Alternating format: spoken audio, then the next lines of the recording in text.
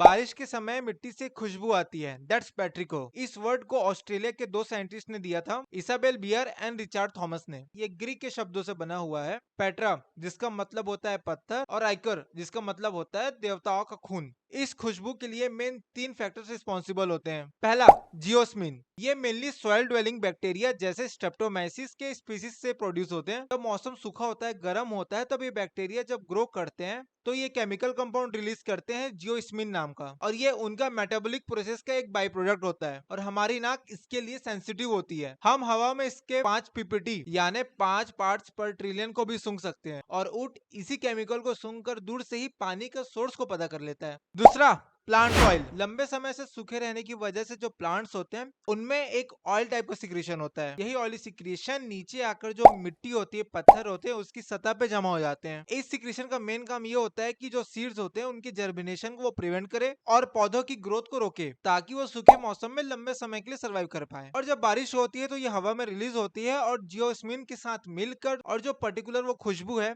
पेट्रियोकर की, उसको बढ़ा देते हैं। The aerosol effect. जब बारिश की बूंद नीचे सूखी या पोरस जैसे सरफेस पर गिरती है तो वो अपने नीचे छोटे छोटे एयर पैकेट्स को ट्रैप कर लेती है। ये एयर पैकेट्स जो अब एयर बबल बन चुके हैं वो तेजी से ऊपर आते हैं और बारिश की बूंद की सतह पर पहुंच जाते हैं। जब ये एयर बबल्स फटता है वो अपने साथ उस मिट्टी में मौजूद जो जियोस्मिन या ऑयली सिक्रेशन है या जो भी माइक्रोस्कोपिक पार्टिकल है को हवा में स्प्रे कर देते हैं, और हवा इन्हीं एरोसोल्स को हमारे नाक की तरफ लाती है और हमको इसका एहसास होता है। ये इफेक्ट हल्की या जो मीडियम बारिश होती है उसमें ज्यादा होता है। कभी कभी बारिश आने के ठीक पहले एक अलग और साफ सी एक महक आती है। ये पेट्रिगर नहीं बल्कि ओजोन है। आसमान में लाइटनिंग की वजह से जो ऑक्सीजन के एटम्स होते हैं वो टूटते हैं और ओजोन बनते हैं। तूफान के साथ आने वाली हवा या जो डाउन ड्राफ्ट है इस ओजोन को नीचे जमीन तक लेके आ जाता है।